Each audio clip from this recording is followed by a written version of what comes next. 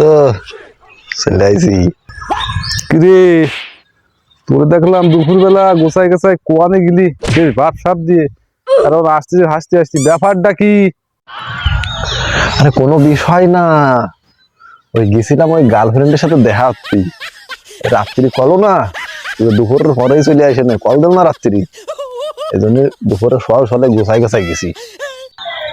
কি ব্যাপার দুপুর সময় দেখা আনলি ফাঁকা জায়গা, খুশি খুশিটাই কেললি কদি দেই খুদি?